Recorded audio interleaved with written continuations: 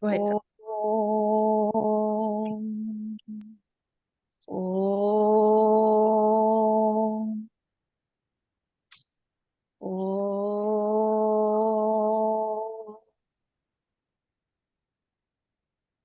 Om Sahana Vavatu Sahanau Bhunaktu Saha Viryam Karva Vahai Tejasvinavaditamastu Ma Vidvishavahai.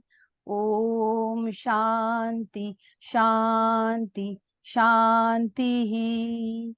Om Sadashiva Samarambham Shankaracharya Madhyamam Asmad Acharya Paryantam Vande Guru Paramparam. Om Gurur Brahma Gurur Vishnu Gurur Devo Maheshwaraha Guru Sakshat Param Brahma Tasmai Shri Gurave Namaha. Om Saraswati Namastubhyam Varade Kama Rupini Vidyarambham Karishyami Siddhir Bhavatu Me Sada. Karpanya doshopahata swabhavaha prachami tvam dharma samudha chetaha yashrehasa nishchitam bruhi tanme sishyasteham shadimam tvam prapannam. Om Vangme Manasi Pratisthita Mano Me Vachi Pratishthitam Avira Virma Edhi Vedasya Ma Anishtaha Shrutam Me Ma Prahasihi Anena Adhitena Ahoratran Sandadhami Ritam Vadishyami Satyam Vadishyami Tanmamavatu tadbhaktaram avatu avatu mam avatu bhaktaram. Om Shanti Shanti Shanti.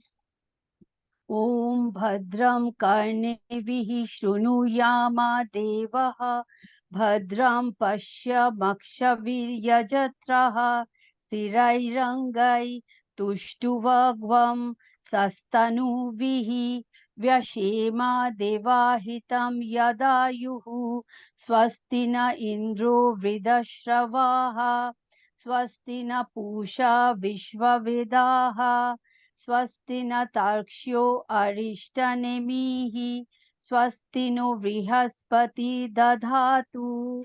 Om Shanti Shanti Shanti. Om Aham Vrikshasya Reriva Kirti Prishtham Gireriva Urdhva Vajiriva Swa Amritam Asmi Draviragvam Savarchasam Sumedha Amritokshitaha Iti Trishankur Vedanu Om Shanti Shanti.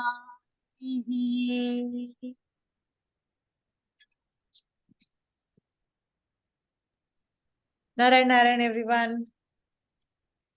Okay, so I think we've done till Shloka 18 in the last class. So we'll start with Shloka 19. So in this chapter, Vishwaroop Darshan, now we have reached a stage where Arjun has received the Divya Chakshu from Bhagwanji. And he is from I think from Shloka 15 onwards. He now from Shloka 15 to Shloka 31 is going to be prayer of Arjun to Krishna, where he will now express back to him and he will describe back to him what he's perceiving through the Divya Chakshu. And you will see now is the moment that his knowledge is now moving from intellectual to experiential, because now he's actually experiencing. Okay, Bhagwan ji said 1, 2, 3, 4. Now he's replying back to say, yes, I'm actually experiencing it. I can actually see what you said. Okay, so his knowledge is turning experiential. So it's fairly straightforward. We've covered pretty much everything in this beforehand. Now it's a matter of just him being able to relay. And now, this is the stage we need to reach as well, where we can, with our own experience, state that yes, the principles are actually true. This is the right thing. This is what it is. And that only comes by constant application. We cannot learn how to swim without us getting into water first, right? No matter how much somebody else tells us what it's like to swim, no matter how much we practice on our beds, we are not going to learn to swim unless you actually jump into the pool. And that's what Arjun has done. And that's why his knowledge is becoming experiential. That's what we need to do as well. All right. So it's fairly straightforward. We are going to mostly run through the stuff. It's going to be very, very fast today. And it's a long chapter, right? So about 53 shlokas or so, 55 shlokas. Cool. So shloka 19, let's start with Rituj. You will read with us? Can you hear me? Yeah. Arjun now describes the Lord's immeasurable power and radiance. Anadim adhyantam. No. It's a different this thing. Okay, give me a second. Anadim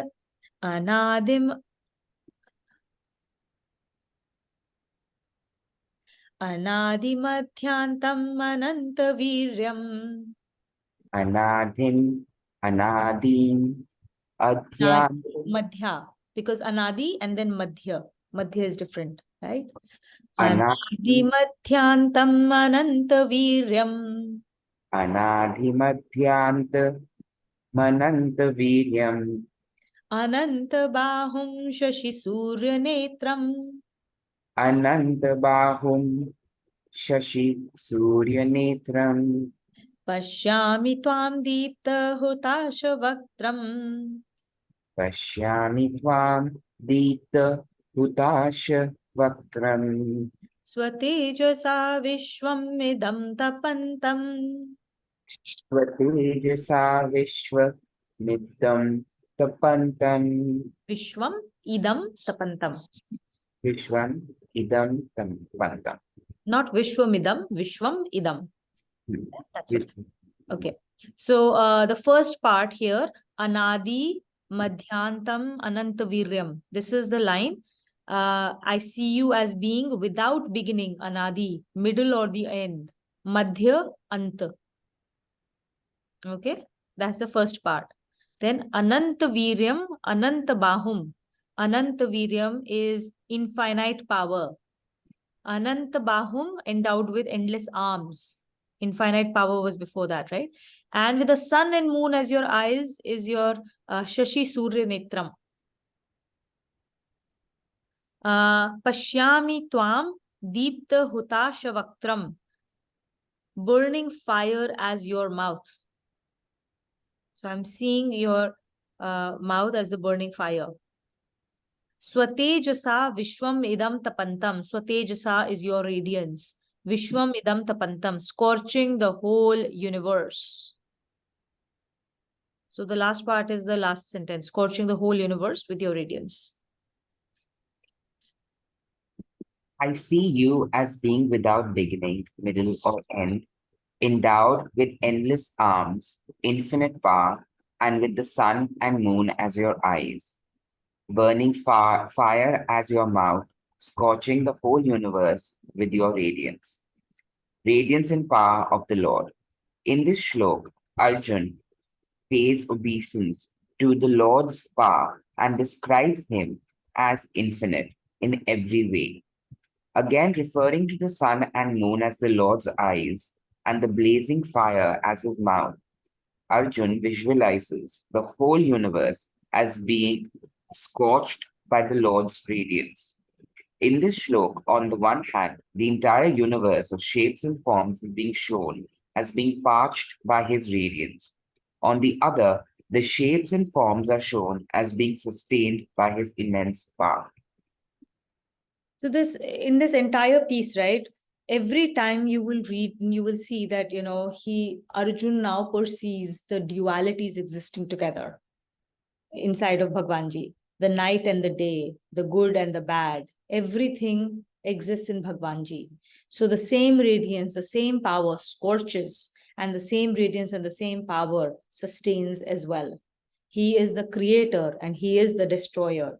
So the apparent dualities, the opposites exist together in Bhagwanji. And now Arjun is actually able to see that and perceive it and understand it.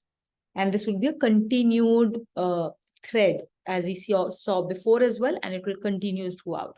And that is the difficulty of our perception. For us, something is either good or it's bad, right? We come to judgment so quickly, don't we? The judgment comes from that space. I am right, he is wrong. We're always right. The other person is always wrong, right? I am good, you are bad, right? Whatever is in line with my sense of sensibilities, that is correct. Everybody else's sensibilities are wrong if they conflict with mine. Whatever goes in line with my sense of self is correct, and anything that goes against my sense of self is wrong. That's how we perceive the world. That's how we act in this world. And now Arjun is actually able to move past that and be able to see the dualities existing in Bhagwanji. Everything is a part of him. Okay.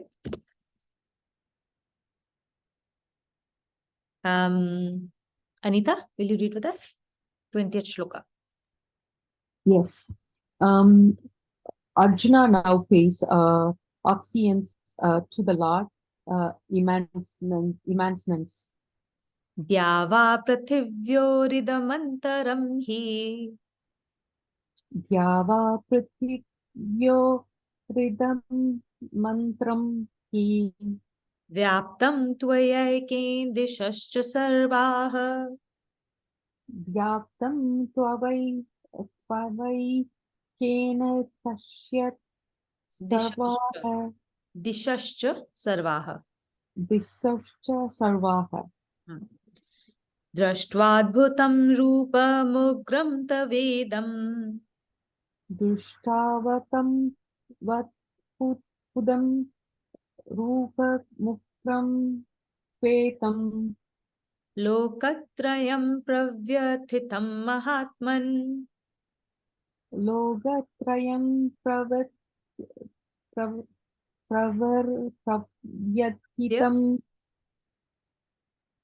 mahatman. Nice. So, Dyava Prathivyoridhamantaram hi, intervening space between the earth and the heavens. And also, Vyaptam, so Vyaptam till that, Tvaye can Dishascha Sarvaha, in all directions is pervaded by you alone. So, in all directions pervaded by you alone. That's the second part. The third part, Drishtvad Bhutam Rupamugram Tavedam, is viewing this, Drishtvad Bhutam, viewing this amazing and terrifying forms, Rupamugram, of yours, the Vedam. The fourth part, Lokatrayam Pravyathitam Mahatman, the three worlds tremble with fear, O great one, Mahatman, O great one. The intervening space between the earth and the heavens, as also that in all direction is pervaded by you alone. Viewing this amazing and terrifying form of yours, the three worlds tremble with fear, O great one. The immanence of the Lord. In this shloka, the Lord is described as pervading the entire space between the earth and the heavens. This pervasiveness is not merely geographical, but is subliminally liminal. The heaven is regarded as the realm of consciousness attained by the pure and the righteous, and the earth is regarded as the region of gross consciousness. The Lord pervades all the realms, physical, mental, and spiritual. The realization of his immense power uncovers the mask of all the names and forms, as well as the thoughts and the contemplation related to them, thus rendering them unreal. This is the supreme attainment, and this is why his form has been said to be amazing and terrifying, before which the three realms mentioned above trembled with fear. So, so I think this is again the same concept, right? Like Bhagwanji's pervading all the realms, physical, mental, spiritual, and he covers everything between the earth and the space. So he's everywhere now. Actually, Arjun can see that, right? It's no more a question of intellectual understanding. He actually can perceive it clearly. um when they talk about heavens, right, like what actually is heaven and hell, right? Heaven is inside of us and hell is inside of us. So when our consciousness is operating at the highest level, when we are acting as light itself, that means we are in the seventh heaven. As we raise our consciousness, we feel the bliss, we feel the felicity as we do the right things. When we honor the divine Shakti inside of us, when we honor the Atma inside of us, and we do the right things, then we reach the felicities of heaven. And as our consciousness rises, we go to like 1, 2, 3, 4, right? So the seventh heaven is when we are operating when our consciousness is at the level of Agya Chakra. So that's called the seventh heaven. Okay. And as our consciousness, as our consciousness descends, and we act more as in from an animalistic perspective, or worse still, as from a when our consciousness is at the rate of, say, rakshasas or asuras, right? When we are hurting somebody with our actions, our words, our thoughts, then that means our consciousness is descending. And when our consciousness descends, then we go into the depths of hell. And we feel that inside of us there is unease, there is unhappiness, there is tension, there is anxiety, there is fear, right? And that is the hell that we create inside of ourselves by ourselves. Nobody else is doing this to us. We do it to ourselves. We can either take ourselves up to the heaven and experience the felicity, or we can bring ourselves down and experience the hell inside, right? And we know which place we are in if we just simply become aware of how we're feeling, right? When whether you are in a state of calm, whether you're a state of happiness, or whether you're in a state of anxiety or fear or anger or greed, or any of those feelings, that you've done something where you have not honored the Pandava Shaktis and you've honored the Kaurava Shaktis, or you've not honored the divine forces, but you've honored the Asuri or the Rakshasi forces inside of us through whatever action, right? And that's actually that when we listen more and more to our conscience, as they call it, the more we listen to our gut, the more we pay attention to how we are feeling rather than glossing over it. That is how we start to do Swadhyay. We actually start to read ourselves. We start to learn about how we behave, why we behave, what we do, why we do those things, right? In chapter 3, Arjun had asked a very pertinent question. He had told Bhagwanji that I understand what you're saying is true. Okay. If I understand it, then also why do I do pap? Right? Why do I end up doing all these wrong things? Why does my consciousness sink down constantly? And what was Bhagwanji's answer to that? The answer was kamna, desires. Desires are our constant enemy, nitya varinam. Nitya varinam, constant enemies. It is the desires, the kamnas, that cause us to do pap karma. And when we do pap karma, according to the pap karma, our consciousness deep dives. That is what it is attachments. It is our desires that lead us down the wrong path. Sometimes they can be very subtle, very, very subtle. But use your conscience, use your feelings, emotions as a very strong and a very direct meter to let you know whether you are in touch with Bhagwanji, you're walking his path or not. If you're not in a calm, happy, equanimous state, there is something out of balance. Read yourself, sit down with yourself, figure out what's gone out of balance. It's okay to go out of balance, right? We are in those tiptoes. Remember the example of tiptoes? That's where we are right now. We will constantly go out of balance. The question is, how quickly can we read up ourselves? How quickly can we become aware, first of all, then read up, and then bring ourselves back in balance, whatever is causing us to go out of balance. Okay. Kavita, the next one.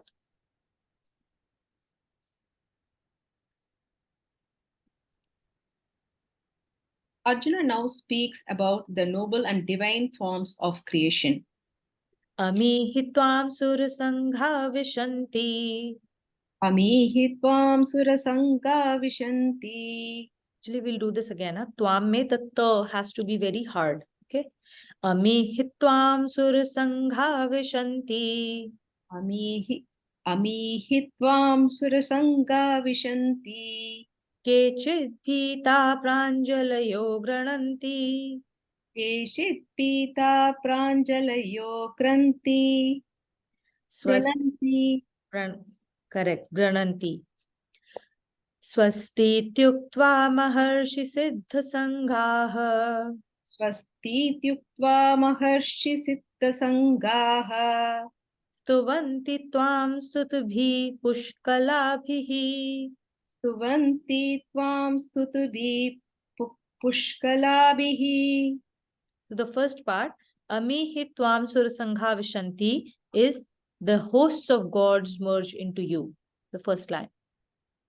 The second one, Kechit bhita pranjalayo grananti. Others pay obeisance to you awestricken with folded hands. Pranjalayo, with folded hands.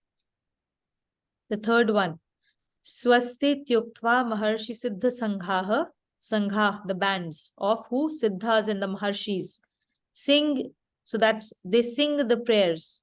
Stuvanti tvam stutubhi pushkalabhi. Sing your prayers with sublime hymns, saying, may all be well. The swasti in the first one is may all be well. Verily, the host of God merge into you. Others pay obeisance to you awestricken with folded hands.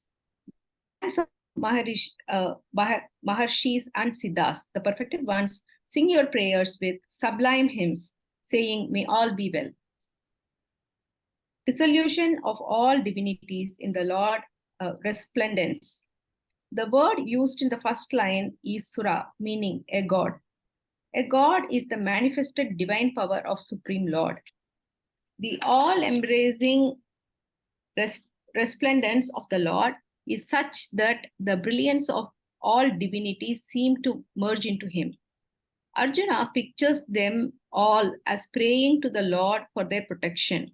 He sees the Maharishis and the perfected ones praying that all may be well, because in the shapes and the forms of the world, they all see diverse aspects of the one formless reality. Completely absorbed in the matchless vision, they sing their prayers to the Lord. So here he's basically confirming the fact that all gods are, they just represent his Shaktis.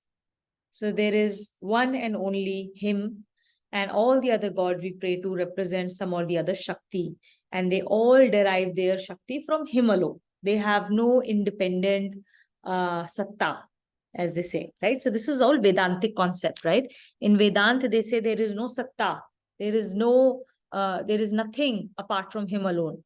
And he's confirming that as well here. So when we pray to gods and we pray to them to receive their bounties, we will attain the gods. See, whoever we pray to, we attain them. So if you pray to God as that independent satta who will give you A, B, or C, like that power becomes you, then you achieve them, right? You become them. But if you pray to a form of a god as a representative of the Lord, so you don't change that concept, right? Ultimately, we all need Sagun, Sakar, Roop to pray to. So you will end up praying to something, right? Whether it's Surya Bhagwan, whether it's Ganpati, whether whoever it is that you connect to, right? You create a Sagun Sakar Roop, but always remember that you're not just praying to that one Sagun Sakar Roop. You are praying to the Lord through them. They are His Shakti. That's when you attain the Lord. That's when you actually achieve the moksha. Otherwise, you just go to Devlo, right? From where you again have to return back. Okay, Smita, you go next.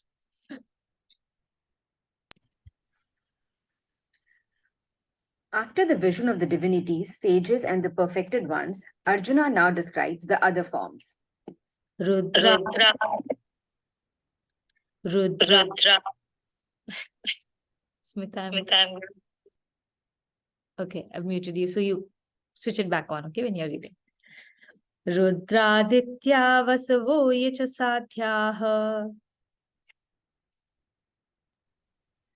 Rudraditya vasavo ye cha sadhyah. Vishveshveno marutashchoshmapascha. Vishveshvino maruta shosh shmapascha. Gandharva yaksha surasiddha sanghaha. Gandharva yaksha surasiddha sanghaha. Vikshante tvam vismitaschaiva sarve. Vishante tvam vismitashchaiva sarve. So the first part, Rudraditya Vasavo Yecha Sadhya, the Rudras, the Adityas, the Vasus, the Sadhyas. Okay, so until then, that's the first part.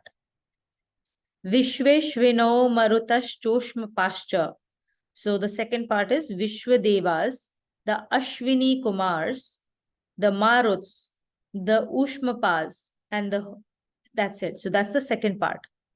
Okay. The third part is Gandharva Yaksha Sur Siddha Sangha, hosts of Gandharvas, Yaksha, Asur, and Siddhas. The fourth part, Vikshante Tvam Vismitaschaiva Sarve, all look at you with Vismit awe. Vismit hokar. Read. The Rudras, Adityas, Vasus, Sadhyas, Vishwadevas, the Ashwini Kumars, Maruts, Ushmapas, and the host of Gandharvas, Yakshas, Ashurs, and Siddhas all look at you with awe. Other divine forms. In this shloka, all other divine forms have been mentioned in one sweep. Nearly all of them have been explained in chapter 10. Rudras and Vasus in Shlok 23, Adityas and Maruts in Shlok 21, Gandharvas in Shlok 26, Ushmapas refer to mains explained in Shlok 29 of chapter 10, and Ashwini Kumars in Shlok 6 of this chapter. By the word Sadhyas is meant the personified forms of all yagnas and prayers to the Lord. The Vishwadevas is the term applied to minor deities, which are personified forms of abstract qualities such as the truth, fortitude, and the like, which are essential for self-realization. The term Asuras is applied to Rakshas. This term, together with Yakshas, has been explained in Shlok 23 of chapter 10. The word Siddhas denote the perfected ones who achieve perfection by constant practice of some yoga discipline. In this shlok, Arjuna speaks of the amazement of all these noble and divine forms on having a vision of their Lord in the cosmic form. Okay. So again, he's this one. Okay. Yeah. So all the other divine forms that we have read about, or all the forces that help us on our path to self-realization, all those forces, all those qualities, all the siddhas, everything is part of him, right? And it's interesting because he says that Arjun speaks of the amazement of all these noble and divine forms on having a vision of their Lord in the cosmic form. Now, who's actually getting amazed? It's Arjun. Arjun is getting amazed at seeing the cosmic form. He's the one who's amazed at having the vision of Bhagwanji, but he's describing as all these other forms that he's talking of, that they are amazed and they are standing with their hands folded and stuff, right? So what does this mean? This means Yat Pinde Tat Brahmande. Who I am, what I feel, whatever I think is what gets reflected outside too. All these deities, all these energies, everything is inside of me. If I'm amazed, the world looks amazed. If I'm feeling blue, the whole world feels blue and bad. If I'm feeling happy, the world feels happy. Correct? Nothing changes outside. The only thing that changes is inside of us. If we are happy, the world seems fine. If we are unhappy, everything in this world seems crap. So we need to change ourselves and not external factors. Okay? So the next one, Vijay, will you read with us? Shlok 23. Now, Arjuna describes the effect created by perception of different parts of cosmic form. Rupam mahatte bahuvatra netram. Rupam mahate bahuvatra netram. Mahabaho bahubahurupadam. Mahabahu bahubahu Bahu. rupadam. Yes, rupadam. Sorry, can you repeat the last word? Bahu rupadam. Correct? Bahu bahu rupadam. Rupadam. Bahu rupadam. Yeah. Bahudaram bahudrashtakaralam. Bahudam shastra-kalam. Bahudaram Bahudaram bahudrashtakaralam. Bahudashtra-karalam. Yeah. Drishtva loka pravyatithasthathaham. Drishta loka pravya titastaham. Pravya Dravya thita tita statha tata ham. ham. Pravyathita stathaham. Pravya stita stataham. So the first part, Rupam Mahatte Bahuvaktra Netram, seeing your immeasurable form with many mouths and eyes. Mahabaho is the first one. Bahu Bahu Rupadam, numerous arms, thighs, and feet. The third part is Bahudaram Bahudrashta Karalam, with many stomachs and many terrifying jaws. The fourth one, Drashtva Loka Pravya Tithasthathaham, the worlds are struck with terror, and so am I. The parts of cosmic form. This shloka again speaks of terror experienced on vision of different parts of cosmic form. In Srimad Bhagavata, the god of death, Yamaraja, is said to be symbolized by jaws of the Lord. In fact, life and death are two banks between which the river of life flows. While death ends one life, it opens the gate of next one. The idea to be grasped is that destruction necessarily precedes all creation. Death does strike terror when viewed from physical plane alone. But when viewed from the ground of self, all its intimidating features vanish. Primal nature is activated by vital power of the Lord, and then innumerable forms spring forth and go back into nature. This cycle goes on interminably. In this shloka, the reference has been made to numerous mouth, eyes, arms, feet, stomachs, and awesome jaws of God. It is elucidating the function of the universe caused by activation of primal nature by the vital power of Lord. So two things here. The first is destruction necessarily precedes all creation.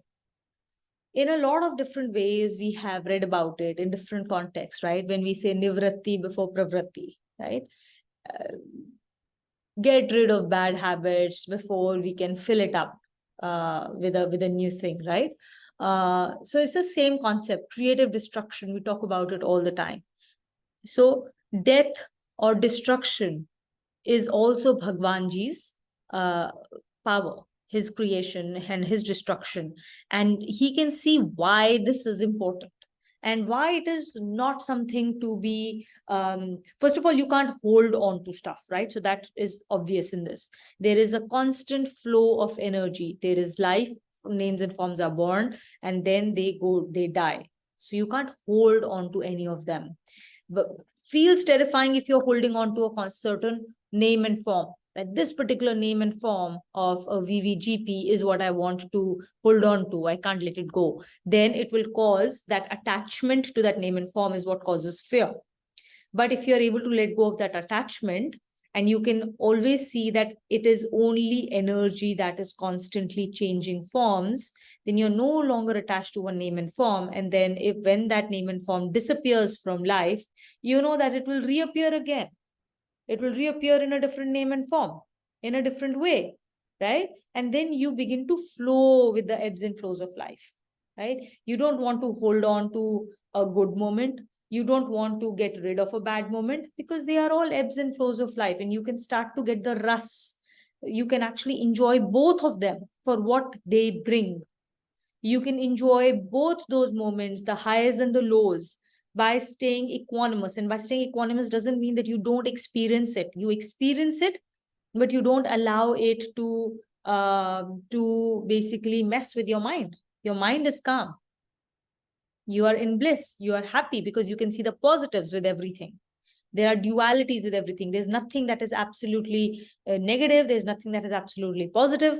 Everything, every situation, if you look for the right things with the right bhav, you will find positives, you will find negatives, and then you can hold on to positives and let the negatives go in every situation, in every VVGP, with every person in this world. Yes, Rituj. You're on mute. Yeah, just I was just thinking while you were discussing this that it's about living in the moment, as they say, as in there's this quote which says that the past is history, the future is a mystery, but today's gift from God, that is why it's called the present.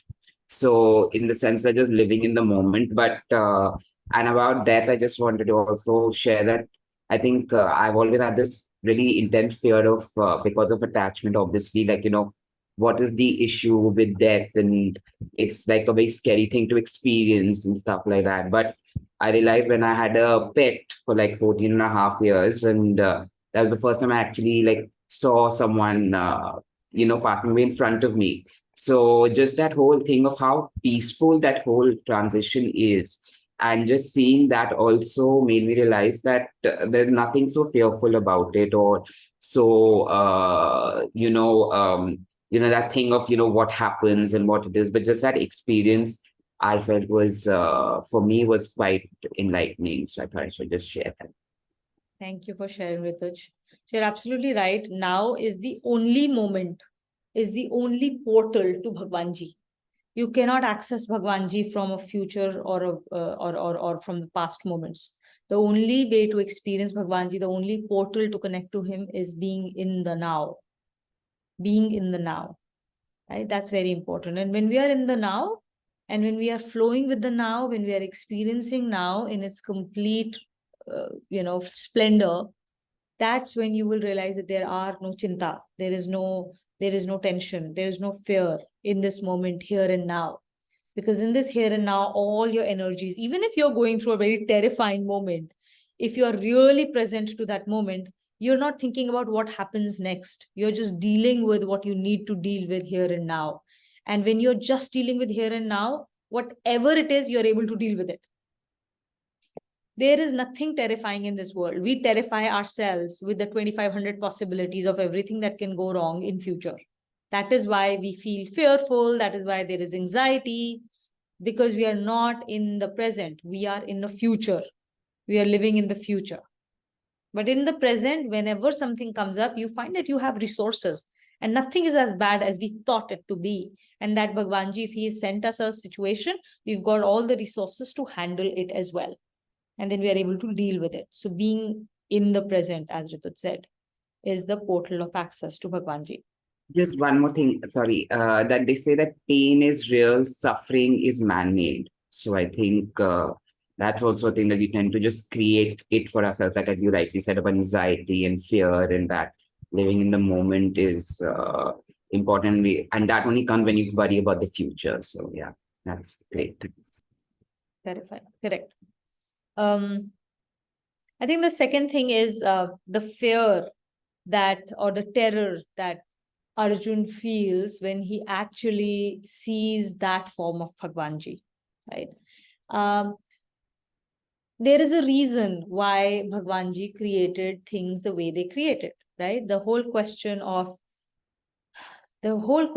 like, why do I not remember this? Why do I not remember that? Why do I have to go through all of this, right? The reason things have been created this way is so that we are not able to, we don't have to, because we are not equipped. We're not equipped to deal with everything. Bhagwanji knows that. There is a ton of stuff that's going on there. I am not equipped to deal with it. And so he will not give that stuff to me. Even with full Bhagwanji support, with his blessings, with his Divya Chakshu, now when he actually has this Vishwarup Darshan, Arjun is still feeling terrified. Because he's still not him. That is why we will have, it's 11th chapter, we still have 7 more chapters to go. Right? So it's not, he's not him yet. He's not him yet. That's why he's still feeling terrified at seeing that form of Bhagwanji. Okay. The next one.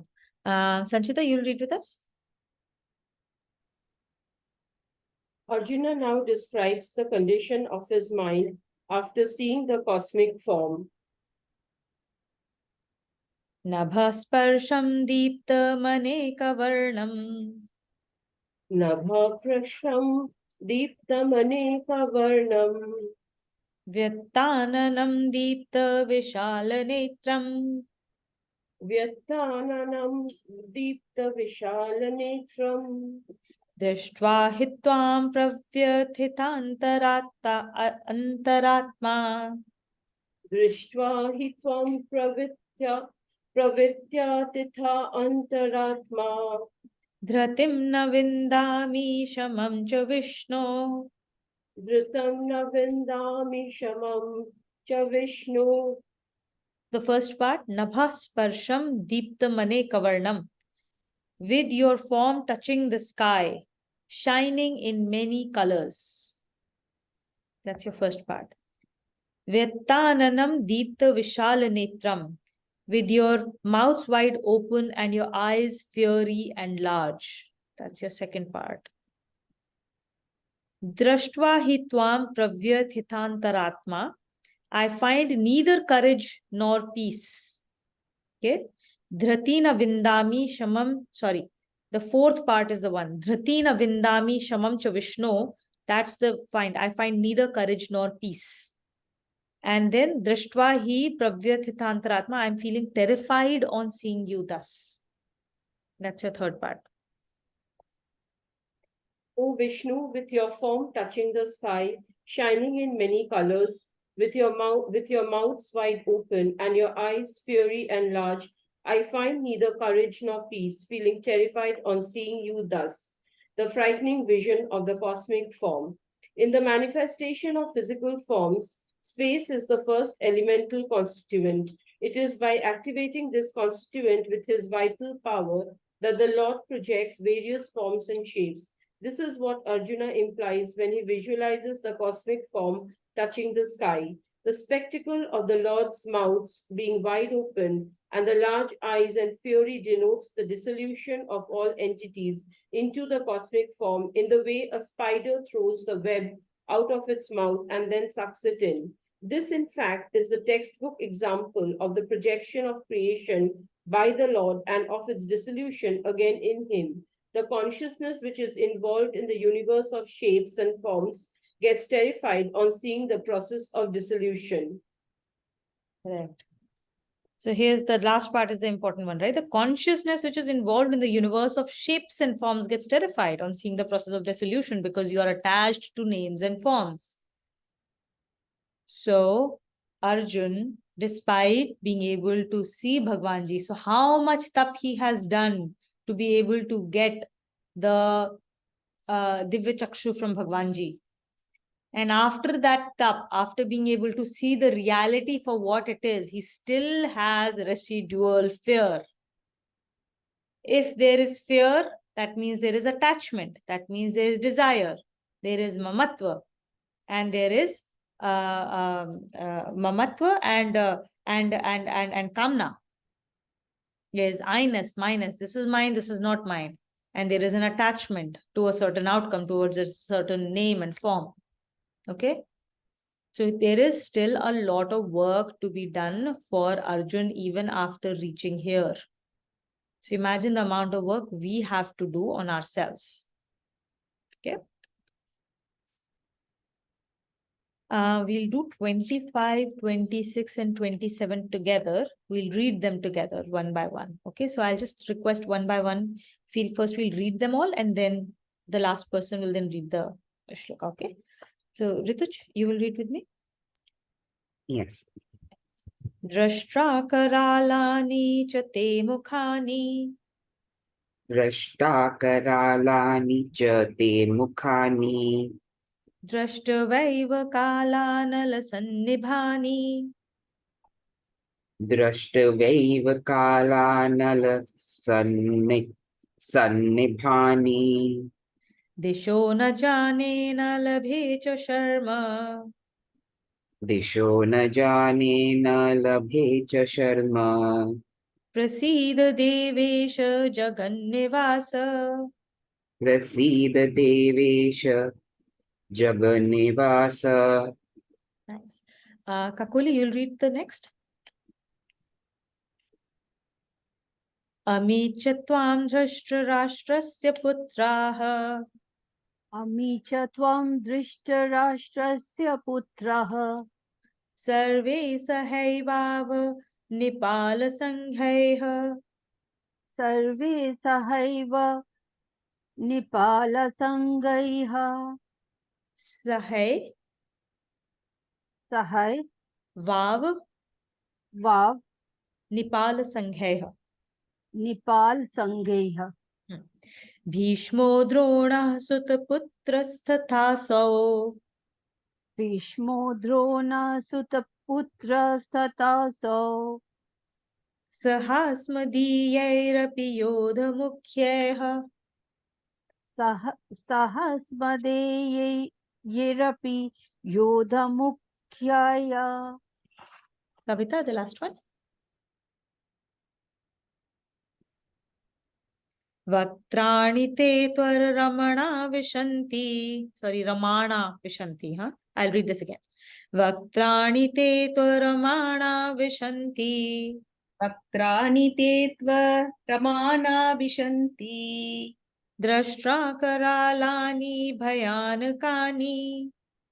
Drishtra karalani bhayanakani. Kechit vilakna dashanantareshu. Keshit vilakna dashanantareshu. Sadrashyante chu chunir tairuttamangyaha. Chantrusyante shurnitairuttamangai. Very nice. So, Kavita, maybe you can read the whole thing. And we forgot to read the connection. So start from connection and then let's read the whole thing. Arjuna now describes his terrible sense of fright on seeing the process of dissolution.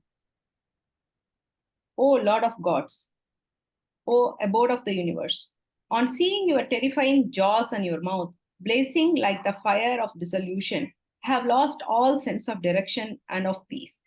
Now be pleased. Those son of Dhritarashtra, among the multitudes of the rulers of the earth, beside Drona, Bhishma, and Karna together with prominent warriors of even outside. All are rapidly entering into the fearful and terrifying jaws of your mouth. Some are seen sticking between the gap of your teeth with their head crushed to powder.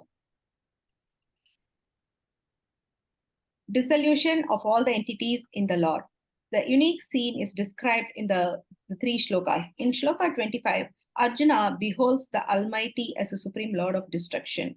The terrifying jaws symbolize Yamaraja, the god of death and destruction, and the mouths are the endless caves into which all the creation enters and disappears. The loss of the sense of directions is indicative of the complete disappearance of any chance of the individualized self to hold on to the world of the names and forms once the Lord decided to draw in the primal causes. As mentioned before, shlokas 26 and 27 present the picture of complete destruction of the warriors on both the sides.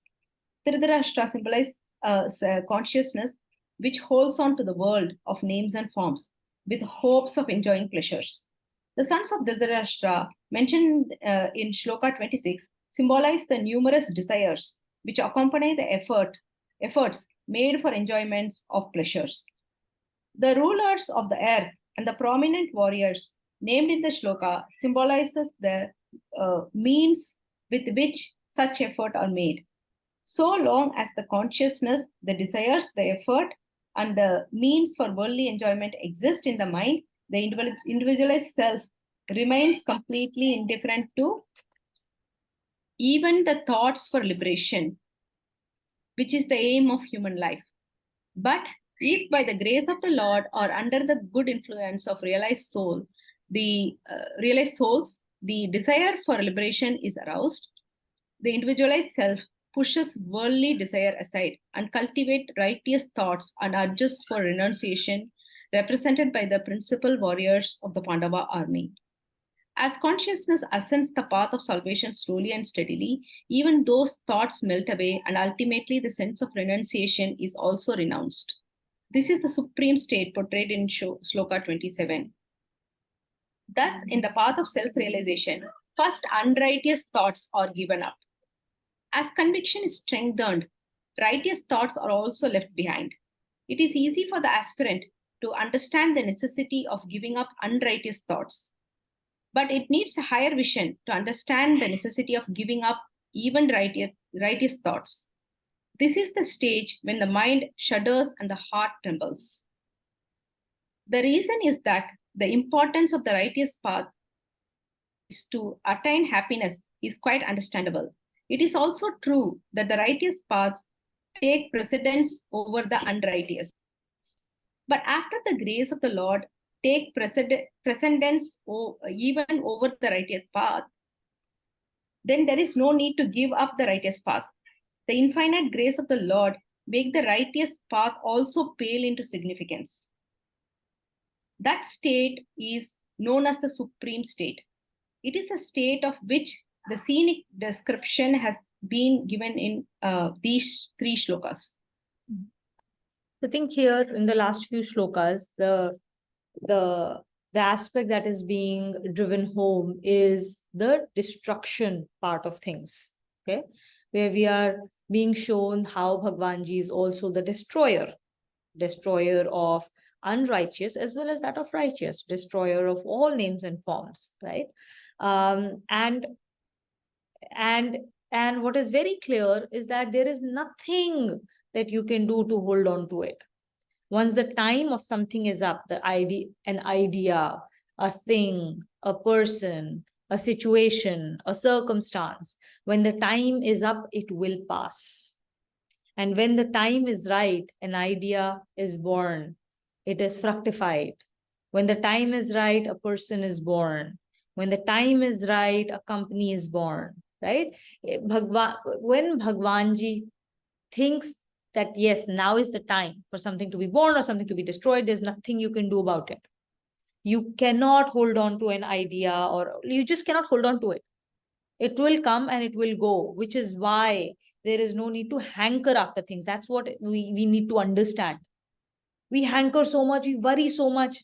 Nothing is in our hands. Nothing. The only thing in our hands is what we feel inside. Okay, that's our only Kurukshetra, that's our only Dharma Kshetra, not the external world. Let's not try and hold on to things. Whatever comes, whatever goes, we have to flow with it. Whatever happens, flow with it. Don't try and hold on to something. Okay, now that does not mean that you're not going to do your karma.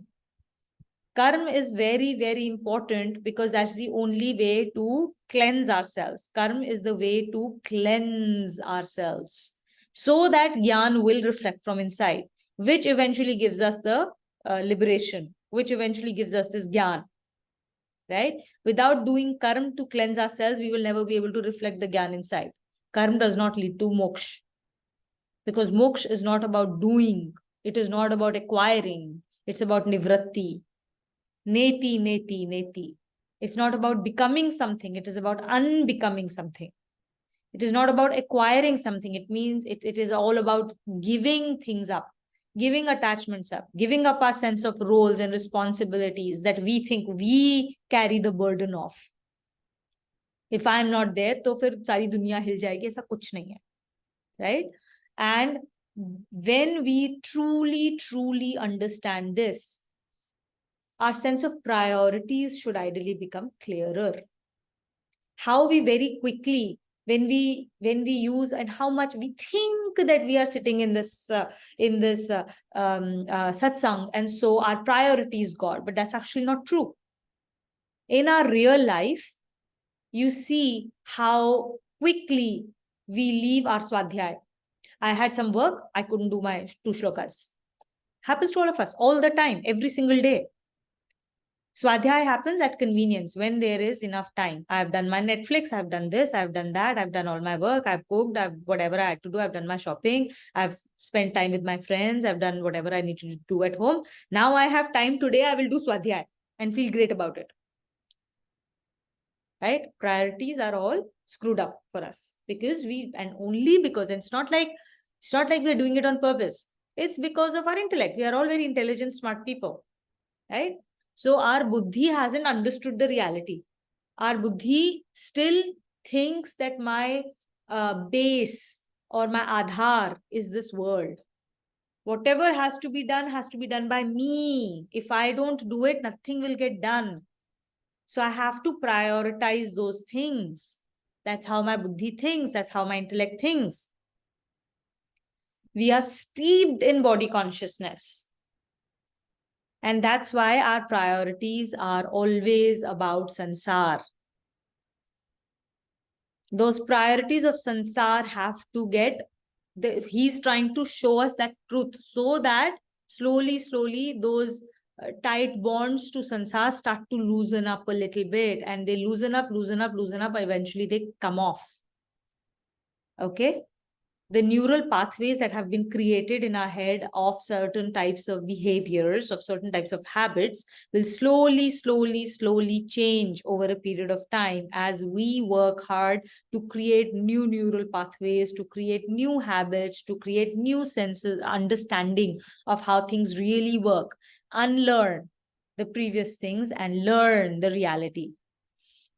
Okay? So it's all about, it all starts with kamna. Nitya varinam kamna, desires. Now desires can't get to zero. Okay, we have not reached that stage. Okay, we are constantly chasing desires. We are constantly chasing goals. That's the only way our mind knows how to work. Which is why we do nam jap. You like to chase a goal? Chase a goal of nam jap. Okay. Put yourself a strong enough number, a big enough number that you're finding it very difficult to achieve, which will give you a high that today I achieved it. You want to chase Nam Jap. You want to chase a desire, you want to have a desire of Bhagwan Ji. Okay. Until you reach a point, okay, you start with that first. And then, so where does that lead you to? That when you're doing so much of Nam Jap, so much of this thing, that your mind is not an empty devil anymore. So unrighteous thoughts, unrighteous habits, unrighteous behavior will start to drop away. That's the first thing, nivratti of those unrighteous or that which is not defined by Vedas as the right thing to do. Leave those things. First thing. And once you've left that, then you even have to leave the righteous thoughts. Bhagwanji, if you have to attain Bhagwanji, he is Nirgun. So if we are in Tamsik today, get yourself out from Tamsik mode to Rajsik. But even Rajsik is not good enough. Once you are in Rajsik mode, elevate yourself to Sattvic. And once we are there, then we leave even the Sattvic mode. Even Sattvic, because Sattvikta is also Bandhan. Even that binds. It binds by Sukh Buddhi. Sattvikta also binds. Ultimately, we have to let go of Sattvikta also. And we have to go past, we have to leap beyond to the Nirgun. As long as we are holding on to any kind of guna, we're not with him yet. But until we reach there, Sattvikta is the goal. Sattvikta in our actions, Sattvikta in our behavior, Sattvikta in our food, Sattvikta in everything we consume, what we hear, what we see, what we engage our thoughts with. Sattvikta in everything. When we are in Sattvikta, there is no fear. When we are in Sattvikta, there is no anxiety. When we are in Sattvikta, there is no greed and avarice. There is no sense of revenge. There is no sense of anger when we are in Sattvikta. If we feel any of those negative things, I'm not in Sattvikta. Let it go. Let it pass through. Move towards Sattvikta. This is still a state of doing. But doing it enough number of times, eventually you become a person. Right? So then we move from doing to being. And then we leave the being behind too. We leave everything, because it's all about leaving. Anything that we are, even being wise, we are still not him. Okay. Okay, the next one. I have a question. Yeah, sorry, Papali. Yeah. I just want to know why did Bhagwanji show Arjun this frightening form, which is frightening to the human conscience? Why he didn't show him a very peaceful, lovable, snake form? Everything. It's not that he did not show him. He's showing him the reality. So before that, he saw the devas. He saw the flowers. He saw names and forms. He saw all the colors. Right? His experience started from where? He first saw whatever you can see with your gross eyes. Then you saw whatever you can perceive with your Gyan Chakshu. So he saw all the colors, he saw all the forms, he saw the good, he saw the bad, he saw the Yakshas, he saw the Rakshasas also, he saw the Asurs also, he saw the Devas also, he saw sun also. So he saw everything. He's not keeping anything away from Arjun. Now he's seeing that, oh yeah, creation he saw sustenance, and now he's seeing the destruction. That's the reality. He's not keeping anything away from him. He's seeing everything. Because that's the truth. The moment you're taking away something, then you're not showing him the truth, right? And Bhagwanji's truth, he's showing him exactly what it is. But Arjun hasn't become him yet. He's still holding on to, there is still an attachment to names and forms inside of him. That's why the fear. Otherwise, there should be no fear. Whatever is going inside and getting dissolved will come out in another name and form. What is there to fear about? Right? It's just a state of energy that is changing. We understand that from physics as well. Energy is never created nor destroyed. It only changes forms. Right? So you have ice, which will become water, which will become vapor, and vice versa. It again comes down in the form of rain, it becomes water, and then it becomes snow. Correct? So why should we cry, oh my gosh, the ice is melting, oh my gosh, it's water, oh my gosh, it's become vapor. That process is what is keeping the whole thing going. If you stop it, the whole thing falls apart. But we don't understand that concept. We don't get that full picture. No, hold on to this. You don't know what are the consequences of it. Whatever you're holding on to, whatever you want to hold on to, the fact that you're holding on to it, if it actually happens, that entire thing will dissolve by itself, because everything around it will dissolve and break too. So it can only exist for that little period of time. And it came into being because of everything else around it that worked in that perfect synchronization for that thing to come out in that moment alone. And after that moment has passed, it's going to dissolve to create space for something else to get created whose time has come. That's the truth he's trying to show him. If you understand the truth, then you stop being attached to things and forms, and understand just that the fact that there is an attachment, the moment, if you're if your desire actually came true in that moment of holding on to that and stopping the Srishti Chakra, everything will fall apart by itself. Right? It's like when you are on a, when you're on a, when you're on a, what do you call it? A cycle, it stays, you are on the cycle only as long as it is in motion. The moment you stop it, you can't keep it steady. You have to keep your feet behind it. You will fall down otherwise. You can only keep your feet in on the side only as long as it's in motion. You can't say, I want to stand still on a cycle and just stand like that. Right? That's the concept. Yeah, Rituj. If it's possible, could you run through the meaning of the shloka like you did with the earlier ones? The three, if possible. Yeah, okay. 25. Drishta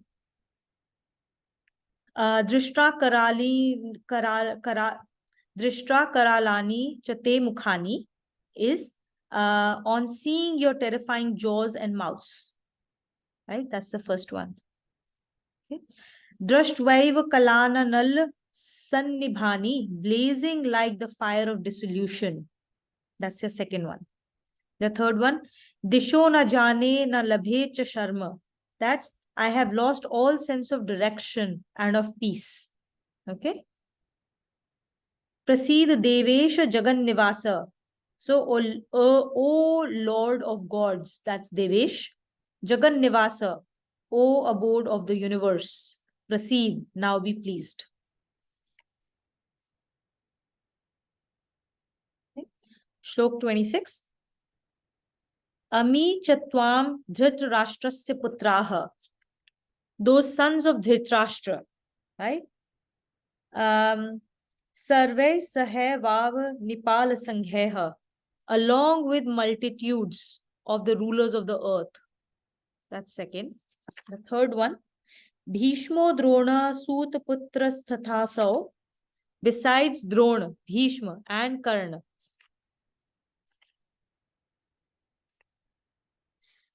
Sahasma, so Bhishma Drona Sut Putra is Karna, right? So that's the one. Sahasma Diyarapi Yodha Mukhyaha, together with prominent warriors of even our side. So that's your last one. Okay. Shlok 27. Vaktrani te twaramana vishanti. All are rapidly entering into the, so fearful is bhayanakani and terrifying jaws of your mouth. So okay, this is the whole sentence. It's kind of like mixed up. Vaktrani te turamana vishanti drashtra karalani bhayanakani. Right? So all are rapidly entering into the fearful and terrifying jaws of your mouths. Okay. That's so I would put that whole sentence as like 1 and 2. Kechidvilagna dashanantareshu, some are seen sticking between the gaps of teeth. Sadrashyante churni tare ruttamangeha, with their heads crushed to powder.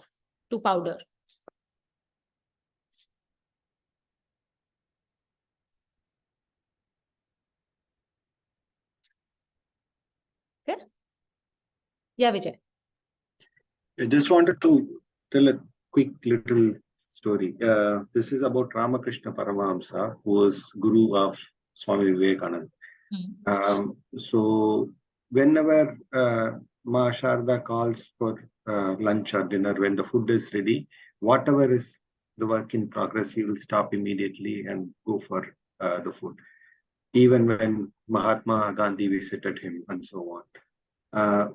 So there is little bit of embracement for Mataji. So she told Paramahamsa one day, like, whenever we call for food, immediately you stop, even if it is like at most of important discussion that you are having and so on. Why this attachment? So that was the ask. And what Ramakrishna mentioned was, he is the one who has seen, as we know, of Goddess Kali on a daily basis, right? So that is a kind of day. Without, in a day, if he is not able to see, he will cry to death. That's the level that he goes to. He said, for me to have have this body or live in this body, I have to have at least one attachment, and that is the food that is there. On the day when you call me and I am not coming for food, from that day you can count. The next 3 days I'll leave the body. So that is what has really happened also. When she called and he didn't went for food, she knew that it's going to happen. He is going to attain mukti. Correct. But at his level, at his stage, the Satviki and so on, and he needs an attachment to hold this body. When we are talking about like even the righteousness we will have to destroy to get to the next level, that is the most difficult thing, right? When we are thinking, okay, we are becoming more sattvic, we are becoming more righteous, and we are moving towards the right path and so on. The ask is to drop that also to get to the next level. So that's the most powerful point that I was just brooding over. At that level, sadhu needed something to hold on. It's going to be extremely difficult for anyone to think through the process itself. Actually not.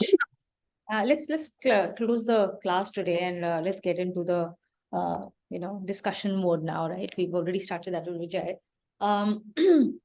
First of all, it's not difficult. Okay, if we label it difficult, of course it will be difficult, right? We are always right. So let's be very conscious of the words we use. We shouldn't call it difficult. We shouldn't say, it is beyond me, I will never achieve it. Because if you say it and you believe it, you will act exactly like that. Trust me, and that will be the truth for you. If you say, yes, it is not difficult, it's something that's within my reach, and it's not actually even within my reach. Main kaun hu? Who am I? We just read through, right? It is Bhagwanji's energies. All you have to do, if you're depending on your own energy, your sense of self to get something done, it will never get done. Okay? Or you will be able to only achieve small things in life. Because we are all beings of limited energy, limited resources. We have to depend on him. When we are dependent on him, it's very easy to get past. We are doing Anushthan right now, right? And in that Anushthan, we are doing Gajendra Stuti. So if you look at that Gajendra Moksha Stuti, he like Bhagwanji comes to save Gajendra and gives him moksha. All he has to do is to do his stuti constantly and really understanding it well and really believing in it. Now, Paramhans, Yoganand Paramhans, he was in a space where he understands how the whole thing works. He knows that he's not here to even achieve moksha. Okay, he's a realized saint. He's here to do Bhagwanji's work. And to keep this body together, there are things that need to be done. He needs this body as a tool to get the job done that has been given to him by Bhagwanji. He will hold on to this body for as long as is necessary to do the job. When the job is done, I'll let go of this body. So food is not an attachment such that the food has taken over him. He has full control over that attachment, as you said in your own story, right? He has full control over that attachment. He says, I need this link to hold on to this body to be able to do God's work. Today, my job is done. I don't need this body any longer. I break that attachment. I'll break that link, and there go I.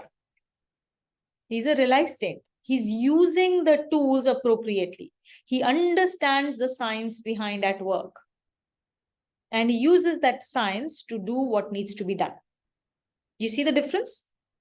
Food is not an attachment that has control over him.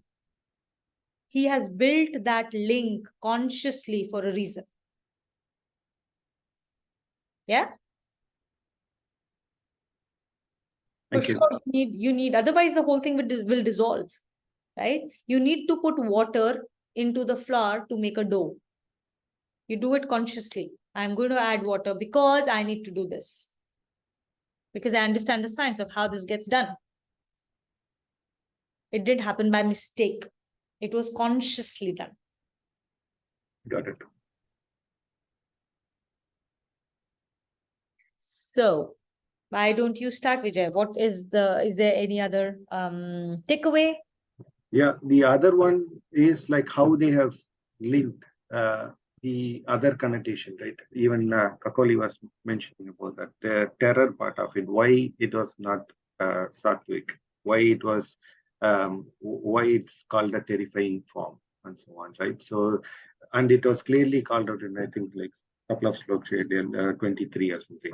So, wherein if we truly understand the between the banks the river goes, and if we are having any binding at all, which is what is going to cause any form of fear or terror and so on, in spite of being in spite of having all the knowledge, right? So that is the other one. Like if we are at that state, then we will not uh, we will not have any kind of terror, fear, or any other kind of emotion. So if we reach to that state, then that's the one that I think we need to pursue. Thank you. Thanks, Vijay. Little Krishna is coming. Yes, Kavita.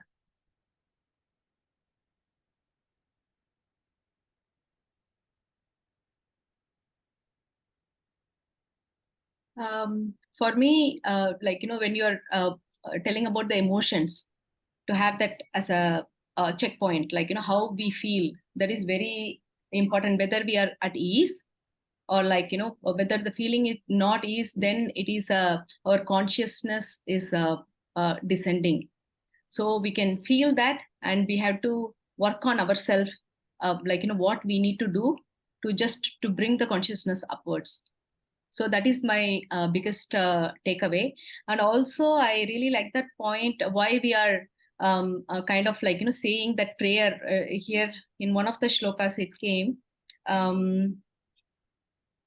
Oh yeah, this is the one, like, all may be well, because the shapes and the forms of the world, it all Lord's form in a diverse shapes. That is why, for me, I always think it is just a good intention.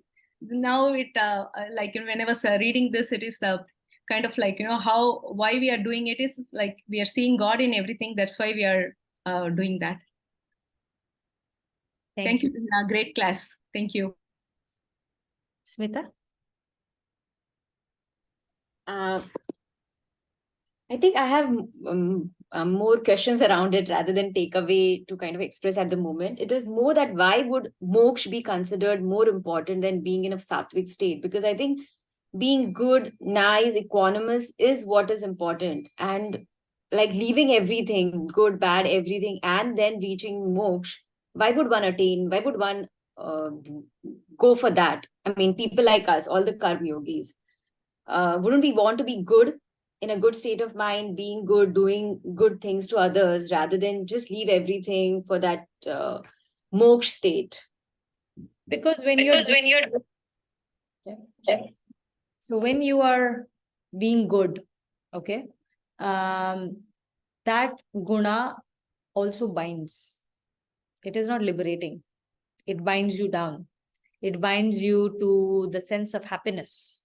It binds you to a sense of calmness. Everything you're doing, you're not doing out of, you are not without kamna. You still have desires. You have desire to keep yourself happy. That's why you're doing the satoguni actions, and you want to reap the rewards of it.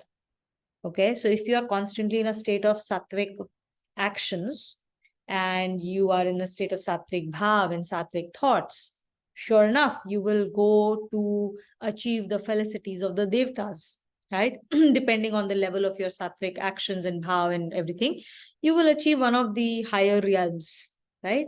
But from that realm, after you have, it is you are going to do bhog, because there is kamna.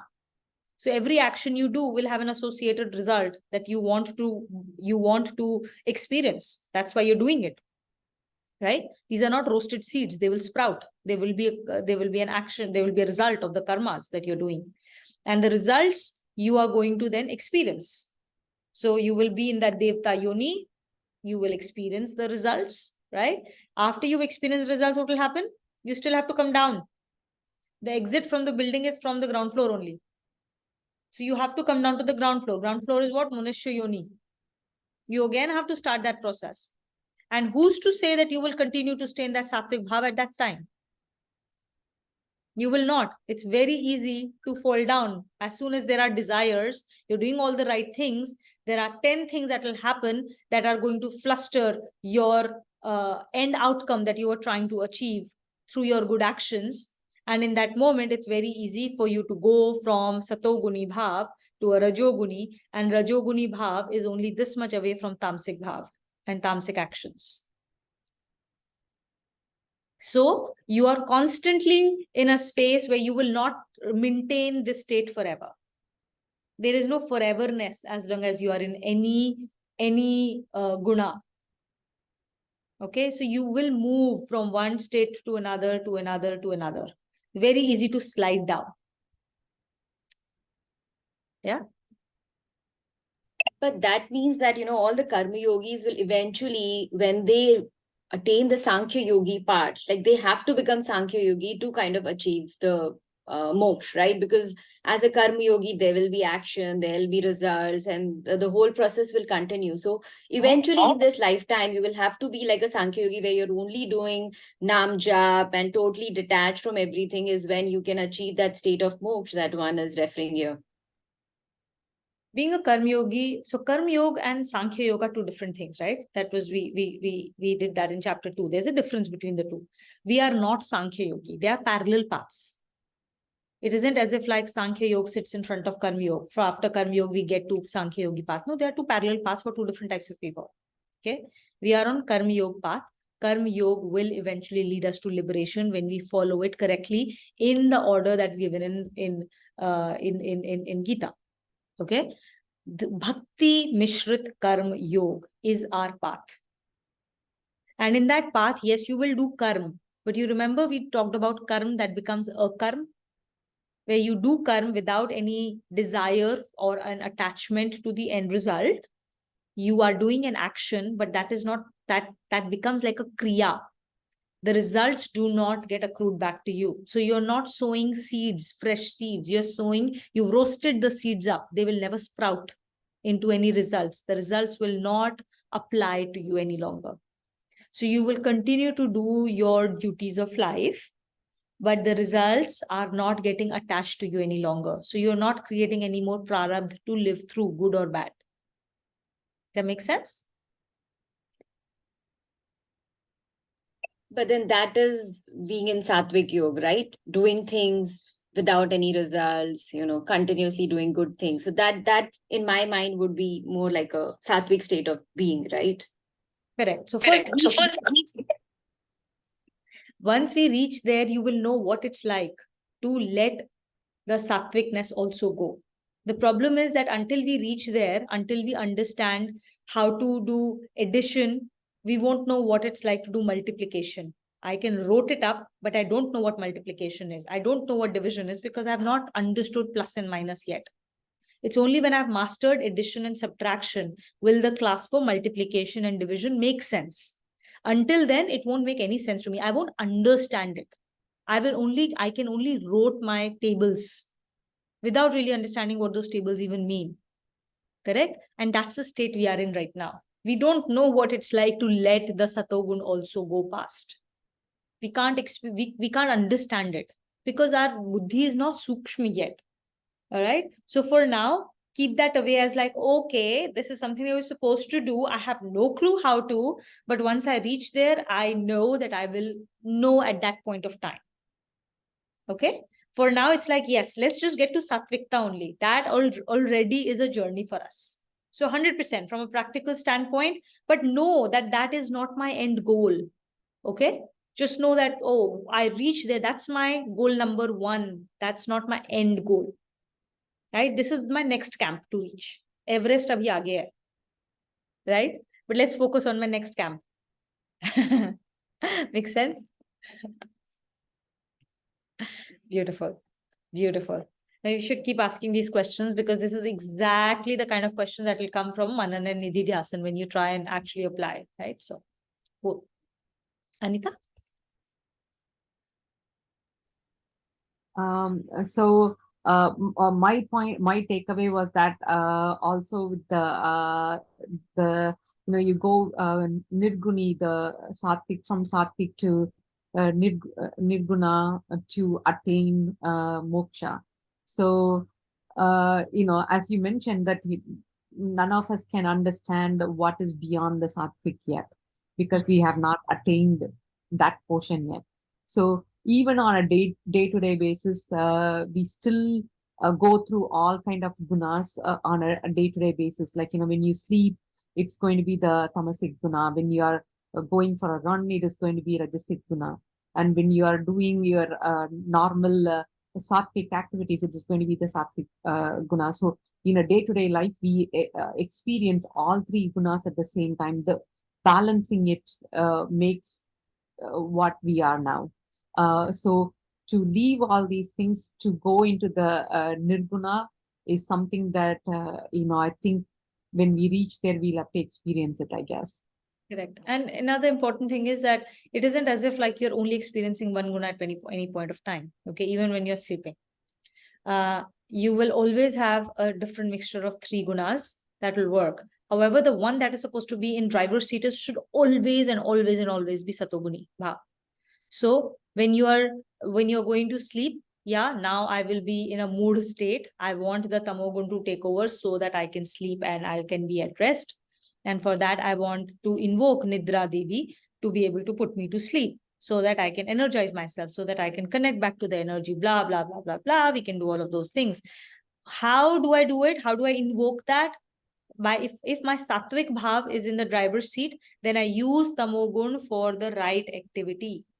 If it is not, then the same tamogun can turn into pramad. Instead of sleeping the requisite 6 hours, 7 hours, 8 hours, I'm sleeping 10 hours. I'm doing pramad activities in the name of relaxation. Right? That's when satoguni bhav is not in the driver's seat. Your car will always have all three gunas. Driver's seat should always be satogun. Rajoguni bhav, I'm doing an action. Every time I do an action, there is Rajoguni bhav that is driving it. But why am I doing an action is to be determined by Satoguni bhav. What's the purpose behind this action? If not, then we are on a treadmill, Rajoguni bhav, which will create a lot of anxiety and stress. So Satoguni bhav, always in the driver's seat. Thank you. Kakoli? My first takeaway is that when you said while describing Shlok 24 that nothing is in our hand, so which is like kind of a reminder that you shouldn't feel elated when something good is happening. I mean we will. I mean we are in the samsara, but you have to drop it immediately and not get attached. And the way also when you are at a low phase, you know that there's some teaching coming through it, and not get attached to that, because it is everything is his karmic, his cycle of this cycle of birth and death, or what we go through is his doing. So it is him at the end of the day. Number two is that moksha, one good thing that I understood today is that moksha doesn't mean I have to just sit and pray. And coming back to what Smita was saying, I mean, maybe for us, moksha is learning to drop our attachments, learning to drop our ego and I-ness. That is maybe the step that takes us to closer to him. And I just wanted to take this book up once, because I don't know how to show it to you. I mean, I was very happy, and I so was Sanchita when we found the book in Vienna, and that too from Gorakhpur Press, I mean Gita Press, and we were like elated. Like for me, that small happiness is maybe what makes up life now. It is like, for me, it felt like that book was his manifestation, just reminding us that he's around. And the last thing is that, Tuhina, many times I think we have asked this question, do we always have to sit and pray? What Smita was saying, and you have come back and said, no, you whatever you're doing, I mean, samarpit that to God. And I will try to find a video of Om Swamiji. He said the same thing. We are karma yogis. So every action, including, giving birth to a child, everything is, he's saying, dedicate it to him. um, I mean, not a single action in this world. We don't have to go the Sankhya Yogi way. We cannot. But as we go through the day, we have to dedicate and remember him. And these are the kind of all, mixed takeaways I have today. Thank you, Kakoli. I think it's very important to know that it's not like we don't have to go the Sankhya Yogi way. We can't go the Sankhya Yogi way. We are not born that way. Even if you try, you cannot do it because you're not made that way. I'm not made that way. We are karma yogis. Our job is to follow the path of a karma yogi. Okay, so never confuse that. They are two separate paths meant for different people. We're not Sankhya yogis. We are karma yogis. If we were Sankhya yogis, you would be following an entirely different path from the very beginning. Okay, we're karma yogis, period. We have to follow the path of karma yoga, period. The things that you described, right, like dedicating everything to Bhagwanji, is exactly what Smita was saying, that we do the karma, but they get roasted up in this process. The moment you dedicate it to Lord, you remove your I-ness, minus sense of like, I did it. You remove that ego. You remove that sense of attachment to the end outcome. That's it. You're done. That's what you're supposed to do. The more you do the karma yoga, the more you will cleanse the gandagi that we have put inside of us. As we cleanse ourselves through karma yoga, the gyan will come out of it. And puja, archana, other things that we are talking about, anushtans, they are a way to develop discipline. They are a way to quieten the mind. They are a way for us to sit by ourselves, away from the hustle bustle of the world, and really know what is my vritti, to really observe my mind. This is puja, when done correctly, is a great form of meditation. It's a great form of dhyan when done correctly. So that's a part and parcel as one of the crutches. Like we have so many crutches around us to help remind us to stay on the path. That's it, nothing else. At some point of time, even that will become a blocker on the path. You will leave it, you will let it go. At this point of time, we need Nam Jap. At this point of time, we need this Swadhyaya. At this point of time, we need this Satsang. At this point of time, we need puja of a certain kind. It will all evolve. Nothing will stay constant. It all has to evolve. Your form of satsang as you grow will be different. Shalini Didi's satsang is not the same as our satsang. Her satsang is of a much higher quality. She's reading completely different things. She's applying different things. Right? Aparna Didi is at a different level. Kumar is at a different level. I'm at a different level. Right? If I stay at this level, or if I stay at the same level as I was 2 years ago, then there is no progress. Stagnation, death. You have to progress. Everything has to change. Sanchita?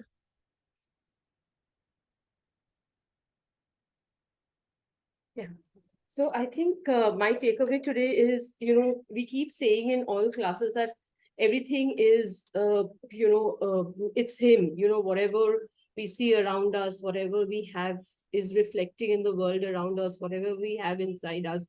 So I think my biggest takeaway is to have that trust and faith in him, believing in the fact that, whatever happens is happening for the best.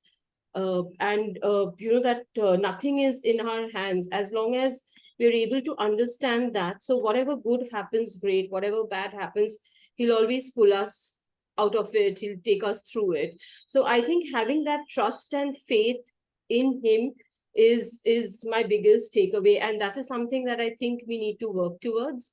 And I think Namjap to a certain extent, helps. But I think what I've also faced is, every time, whenever, and I don't know whether this is right or wrong, Tuhina, but, whenever I'm at my own place at home, I find it very easy to do my Swadhyaya and the puja and everything. But the moment I'm taken out of my setting and all, I mean, somehow, I'm not able to do it. So is it okay? Does it happen to everyone, or is it only me who's not able? So I need my own place. I need my own surroundings, to kind of concentrate on things. So this is a question that I have. Is it okay to not being able to focus, when you're out, when you're taken out of your home, or I'll answer it very quickly. No, it's not okay. It shows, but it is happening to you, which means that there is something that is showing you. It's showing you certain attachment to a certain type of environment for you to do a certain thing. That's a crutch for you, right? When you grow out of it, you would liberate yourself because of the limitations you placed for yourself. This is only an example of how you limit your capacity to perform, to be, because you say, I can only be a certain person within a certain set of circumstances. This is one example. Once you break out of this, you will start to see how the same pattern manifests itself in other areas of your life. And then you will start to break out of that pattern too. This is one pattern you are clearly seeing. You're probably not seeing the pattern being repeated in other areas of your life. So wherever you're seeing the pattern, just break it. You will immediately free yourself.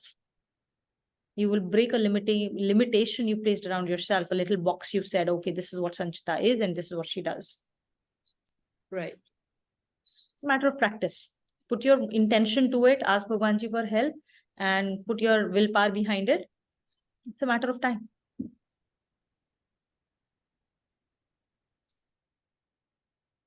Rituj. There have been a lot of takeaways, but just what I thought while we were discussing my life and death. There was this poem in class 11 in my English thing. I don't really remember the name of the flower, but might have been a cherry blossom, but it was the life of a cherry, might have been similar to that, about how short-lived it is. But, and then I just tried to do it, but then something came up about cherry blossoms, was that how short-lived it is, but it's not the duration, but what we do with that life, and we have to find our bloom. So it's just that in our case, it's that divinity and the amount of time, it doesn't matter, it's the quality of life. So, and it's, so that really resonated during when we were talking about it. And about the fear and anxiety, that was a line that really opened my mind about the fact that why does fear and anxiety come in my life is because I'm always worrying about the future. I'm not really in the present moment or dealing with the situation. So it's just all created by me. So that's something I want to try inculcating, and that concept of heaven and hell and how it is all within me and I'm creating it. And if I'm agitated, if I'm anxious, then it's the hell that I'm creating within myself. But if I'm calm and composed, that would be heaven for me. So these are things that I want to inculcate and work on. Amazing. Thank you so much for sharing all your takeaways. Have a great week ahead, and I will see you next weekend. Narayan, Narayan, everyone. Closing shlokas. Nine. Oh yeah, closing shlokas. Who did the starting shlokas? Kakuli, right? Yeah, go ahead. ॐ सर्वेषां स्वास्तिर्भवतु सर्वेषां शान्तिर्भवतु सर्वेषां पूर्णं भवतु सर्वेषां मङ्गलं भवतु ॐ शान्ति शान्ति शान्तिः ॐ सर्वे भवन्तु सुखिनः सर्वे सन्तु निरामया सर्वे भद्राणि पश्यन्तु मा कश्चित् दुःखभाग् भवेत् ॐ शान्ति शान्ति शान्तिः ॐ असतो मा सद्गमय तमसो मा ज्योतिर्गमय मृत्युर्मा अमृतं गमय ॐ शान्ति शान्ति शान्तिः ॐ पूर्णमद पूर्णमिदं पूर्णात् पूर्णमदच्यते पूर्णस्य पूर्णमादाय पूर्णमेवावशिष्यते ॐ शान्ति शान्ति शान्तिः ॐ